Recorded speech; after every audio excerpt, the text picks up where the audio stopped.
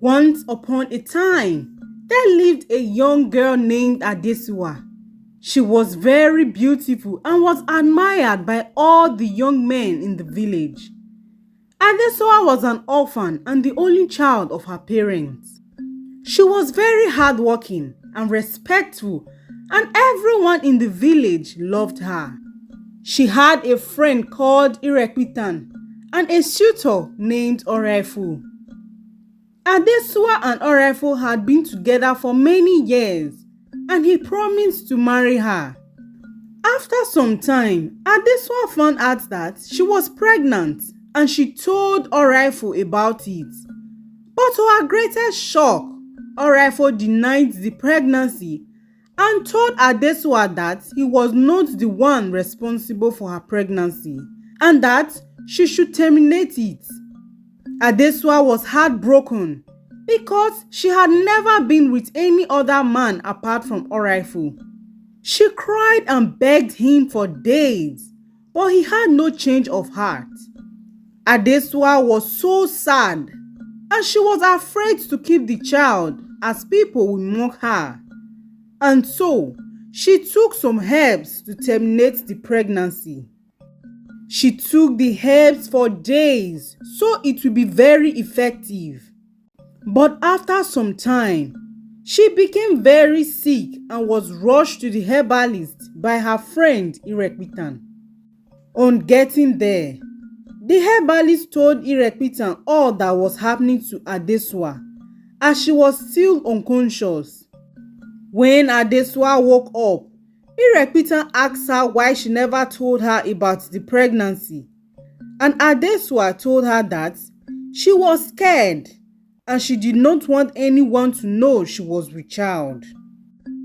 The herbalist warned her not to attempt terminating the pregnancy again, as it might be the end of her life. Adesua started crying because Orefu refused to take responsibility for the pregnancy. Irekwitan encouraged her to keep the baby and that she was willing to assist her in taking care of the child. Few months passed and Adesua's belly began to grow. People began to laugh at her as it was an abomination to get pregnant before marriage. When people asked Orefu about Adesua, he denied the pregnancy and accused Adesua of being loose. Orefu even joined the villagers to mock Adesua. When Adesua found out that Orefu was one of the people mocking her, she began to regret ever having a relationship with him.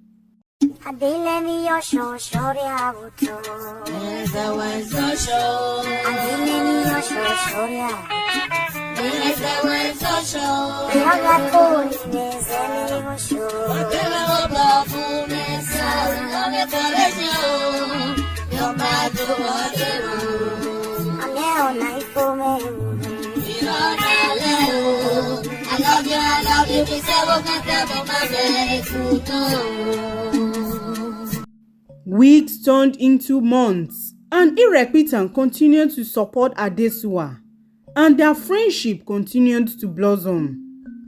One day, when Irekwitan and Adesua went to fetch water from the river, Adesua felt a sharp pain on her waist, and before Irekwitan could call for help, she went into labor. Irekwitan shouted for help, but no one was around, and so Adesua gave birth by the riverside. She had a very beautiful baby girl. Irekwitan was so happy, but before she knew what was going on, Adesua started bleeding heavily. Adesua knew she was not going to make it, and so she called Irekwitan and named her daughter Omoye. She gave Omoye to Irekwitan and made her promise to look after her. Irekwitan promised Adesua and quickly ran into the village to get help. But by the time she returned, she found Adesua lying lifeless by the riverside. It turned out that Adesua died from the side effects of the herbs she was taking to terminate the pregnancy. Irepitan cried as she looked at poor Omonye, who had just lost her mother.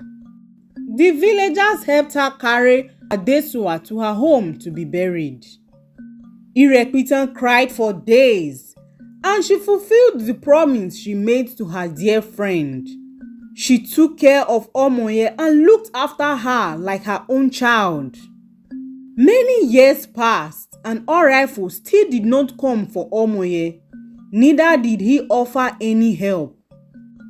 Irepitan got married and her husband treated Omonye also like his child. Omonye grew up to be a very beautiful and hardworking girl. She looked just like her late mother, Adesua. Her auntie told her all about Adesua, and so she often visited the river as she believed her mother's spirit was still there. She was a very smart and intelligent girl, but she vowed not to follow her mother's footsteps as she would never want to be abandoned and lonely. One day, a sad incident occurred and Irepitan died. This news broke Omonye as Irepitan was also a mother to her. She cried for days, but her tears could not bring her back. Irepitan's burial arrangement was made and all her relatives came.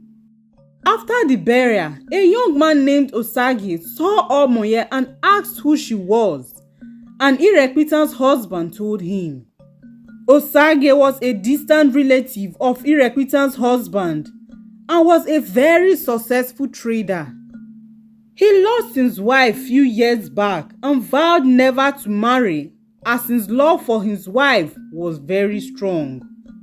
But when he saw Omonye, he was carried away by her beauty and character, and so he decided to approach her. They talked for a long time and soon they became very good friends. Osage grew fond of her and not a single day passed that he did not visit Omonye.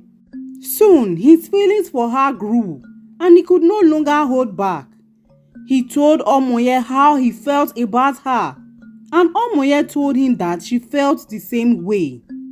Osage asked her for her hand in marriage and she accepted and told him to go and seek her uncle's blessings. Osage was so happy and he told his mother Omozusi about it. But Omozusi did not approve of the marriage. Omozusi told Osage that it would be over her dead body for Osage to marry a cursed child. Osage was confused and asked his mother what she meant by it. Can't you see she's a cursed child and everyone dies around her? First, her mother died while giving birth to her, and then her auntie who took good care of her like a child, she said to Osage. Osage found no sense in what his mother was saying, as she had always had excuses even before he married his late wife, and so he decided to go against her and he got married to Omonye.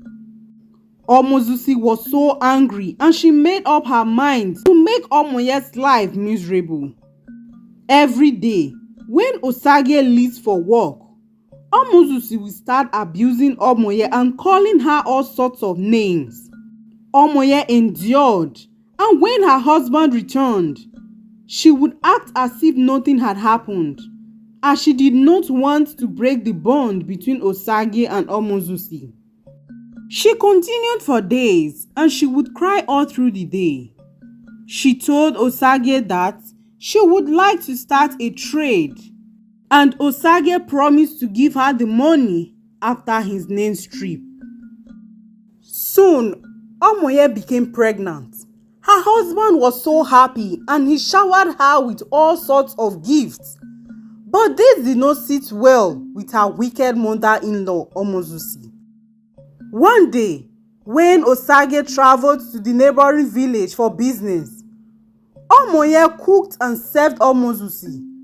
Omozusi started abusing her and accusing her of poisoning the food. She told Omoye that if she does not leave her son, she would kill her like she killed Osage's late wife, who was from Benin. When Omoye heard this, she was shocked and she quickly ran away. She thought of telling the villagers what Omozusi had said, but she decided to wait for Osage, as the villagers might not believe her. And so she went to the river to cry.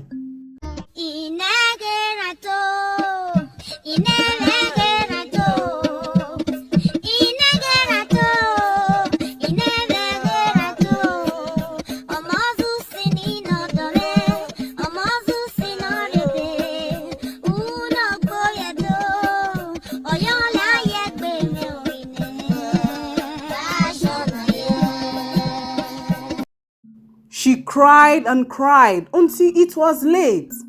Unknown to her, the village herbalist was close by, picking some leaves for herbs. She heard Omoye and approached her. At first, Omoye did not want to tell her the truth, but she told Omoye that she heard her song. Omoye told her what had happened and also told her not to tell anyone yet, as she would like to tell Osage herself when he returns. The herbalist advised her not to sleep in the same house with Omozusi, as she might be planning something very bad. But Omoye told her that she would just be careful, and she went home. She quietly went into her room and locked the door. The next day, when Osage came back from his travel, he found out that Omoye was still in the room. It was odd because she always sensed his presence. Osage called her several times, but she did not respond. When he looked through the window, he found out that Omoye was lying on the floor. He quickly broke the door, and when he saw her, she was barely breathing. Osage immediately rushed her to the herbalist, and she gave her some herbs to flush out the poison in her body. Few hours later, Omoye woke up and the herbalist told them that there was poison in her body and she had lost the pregnancy as a result of that. This news broke her and she began to cry. Who could be so wicked to poison my wife? Osage began to cry. The herbalist asked Omoye to tell her husband the truth, or else she would tell him herself. Omoye told her husband everything Omozusi said. Osage was shocked and he decided to report the incident to the king. The king called Omozusi, the herbalist, Osage and Omoye to the palace and asked each of them to say exactly what happened in front of the chief priest. And they all did. When it was Omozusi's turn, she denied all they said. The king asked each of them to swear, and they did. Omozusi was scared, and she decided to confess. She confessed to poisoning Omoye and killing Osage's late wife and mother, because she wanted Osage to be miserable and not have any child of his own. When Osage heard this, he was shocked and he asked what she meant by she killed his mother. Omozusi laughed and told Osage that she was not his biological mother and that his father married his mother because she could not bear any child. I killed your mother because your father treated me like a nobody when he married her, and he made me take care of you when she died. And so I made a vow to make your life miserable. Everyone was shocked at how wicked Omozusi was.